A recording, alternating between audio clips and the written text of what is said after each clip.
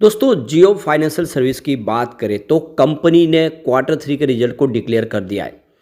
Result year on basis पे तो कोई ज़्यादा फर्क नहीं है, लेकिन क्वार्टर ऑन क्वार्टर बेसिस पे रिजल्ट इस बार बहुत ही ज़्यादा खराब है। चाहे रेवेन्यू देखे या प्रॉफिट, दोनों में ही भारी गिरावट देखने को मिली है।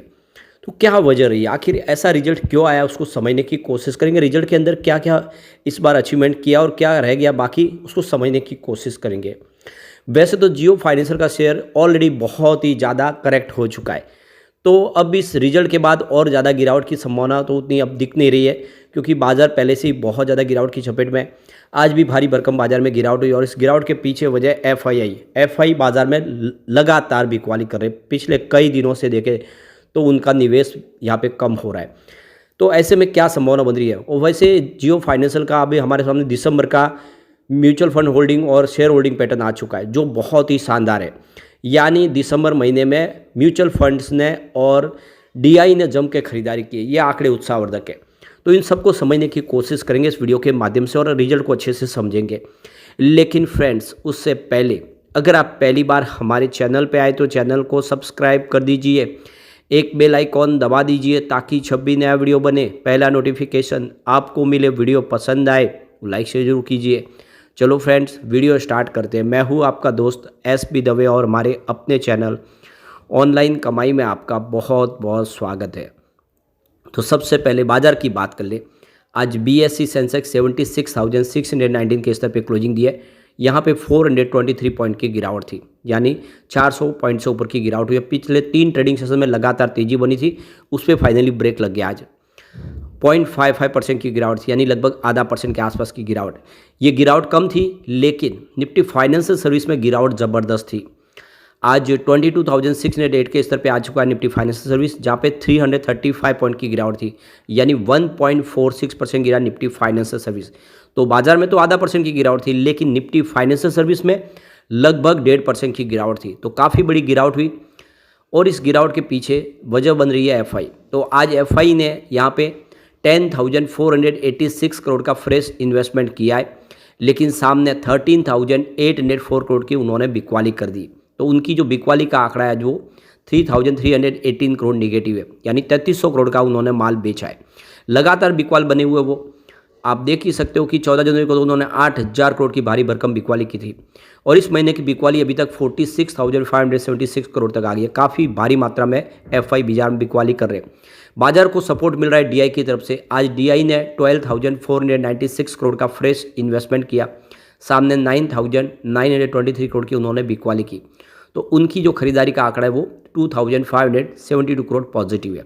तो डीआई तो बाजार में पैसे लगा रहे हैं, लेकिन उनकी जो अमाउंट है वो थोड़ी सी कम है डीआई के एफआई के मुकाबले। इसी वजह से बाजार में आज गिरावट हुई। तो अभी तक 49,367 करोड़ का भारी भरकम निवेश डीआई ने किया। डीआई अभी भी बाजार में पूरा भरोसा रख रहे हैं।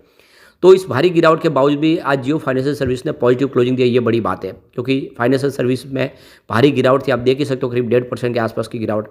तो स्टॉक की शुरुआत पॉजिटिव हुई 280 पर, इंट्राडे में 281 का हाई भी बना, यानी बाजार ने साथ दिया तो तेजी बन जाती, लेकिन बाजार का साथ मिला नहीं। इस वजह से 275 का इसने लो बना। इंट्राडे में हल्की सी गिरावट हुई और अंत में क्लोजिंग 278 के आसपास रही, जहाँ पे 0.70% की तेजी देखने को मिली। लगभग 1% से कम तेजी है, लेकिन तेजी जरूर थी।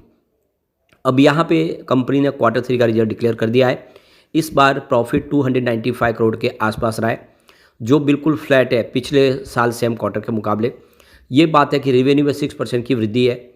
तो अब देख सकते हो कि कंपनी का जो प्रॉफिट है इस बार 294.8 करोड़ के आसपास रहा है 31 दिसंबर 2024 को।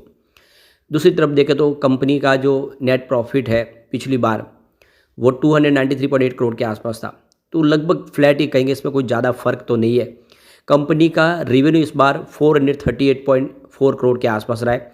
पिछले साल सेम क्वार्टर में अगर देखें तो ये 413.6 करोड़ के आसपास था।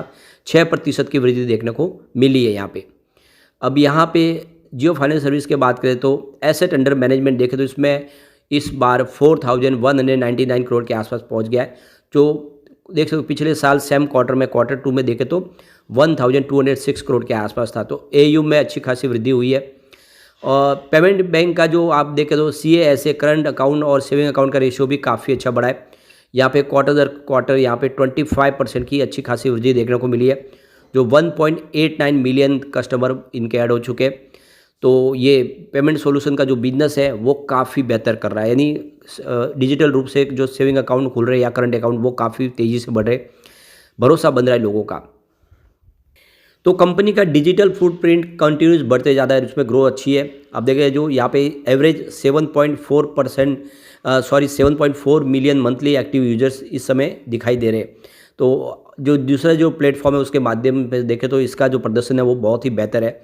और यहाँ पे इस समय एनबीएफसी का जो है 7 सिटीज़ के अंदर से इन्होंने 9 ऑफिस खोल दिए है, तो बिजनेस काफ़ी ग्रो कर रहा है। तो आने वाले समय में नतीजे उत्साहवर्धक देखने को मिल सकते हैं।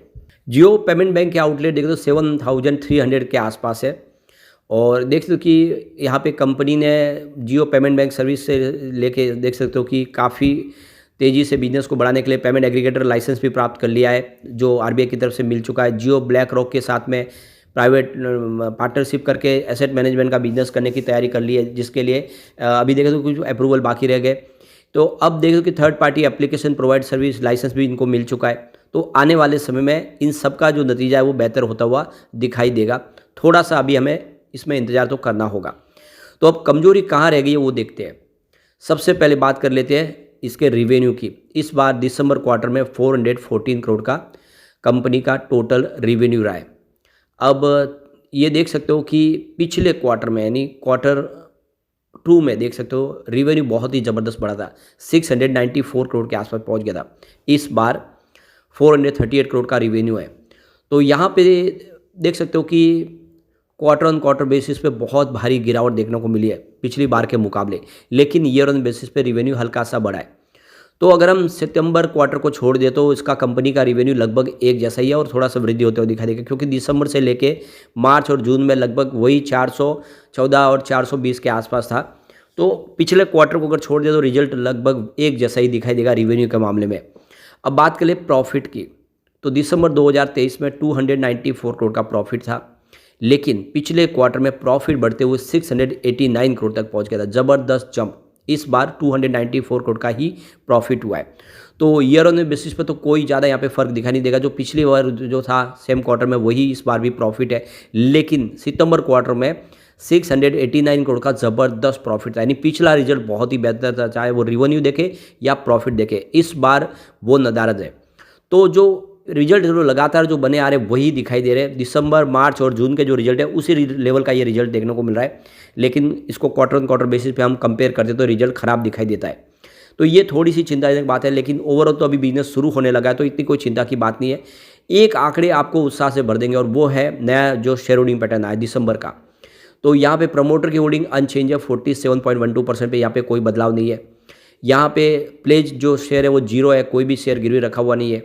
एफआई की बात करें तो उनकी होल्डिंग लगातार ट्रिम हो रही है। 17.55% की होल्डिंग थी जून क्वार्टर में, सितंबर में ये 16.88% पर आ गई और दिसंबर आते आते 15.62% की होल्डिंग हो गई। यानी पिछले 2-3 क्वार्टर से देखें तो एफआई बाजार में बिकवाली कर रहे, और ये सिर्फ जियो फाइनेंशियल में नहीं, पूरे बाजार से वो पैसे निकाल रहे और यहाँ पर भी कुछ असर देखने को मिला। लेकिन अभी भी बहुत अच्छी होल्डिंग है उनकी, 15% से ऊपर से जियो फाइनेंशियल में निवेश किया हुआ है। बात डीआई की कर ले, 11.78% की होल्डिंग थी जून क्वार्टर में, 17 और सितंबर क्वार्टर में अगर देखें तो यह 11.38% के आसपास आई, यानी होल्डिंग घटी है। लेकिन इस बार दिसंबर क्वार्टर में डीआई की होल्डिंग 12.37% हो चुकी है, यानी डीआई ने अपने निवेश को फिर से बढ़ा दिया है। यह एक बहुत बड़ा शुभ संकेत है इसके लिए कि डीआई का निवेश इस बार बढ़ गया, बड़े फंड हाउस ने भरोसा किया है। म्यूचुअल फंड की बात करें तो 4.04% की होल्डिंग थी जून क्वार्टर में, सितंबर में 4.17% हुई, अभी आते आते इसमें 5.13% हो गई है। यानी म्यूचुअल फंड लगातार हर क्वार्टर में अपनी होल्डिंग बढ़ा रहे हैं। तो चाहे म्यूचुअल फंड और डीआई दोनों ने निवेश को बढ़ा दिया दिसंबर क्वार्टर में, यह एक शुभ संकेत है। यहाँ पे जनरल पब्लिक की बात करें, उनकी 23.54% की होल्डिंग थी जून क्वार्टर में, जो सितंबर में 24.62% हुई, फिलहाल 24.89% की होल्डिंग है, यानी हल्की सी होल्डिंग रिटेल इन्वेस्टर की भी लगातार बढ़ रही है। कुल मिला के ये शेयर होल्डिंग पैटर्न अच्छा है। लेकिन फ्रेंड्स, कोई भी इन्वेस्टमेंट करने से पहले अपने फाइनेंशियल एडवाइजर से एडवाइस ले ले या अपना खुद का रिसर्च करें, क्योंकि मैंने वीडियो आपके एजुकेशनल पर्पज़ के लिए ही बनाया। वीडियो पसंद आए तो लाइक शेयर जरूर कीजिए और चैनल को सब्सक्राइब कर दीजिए। Thank you friends.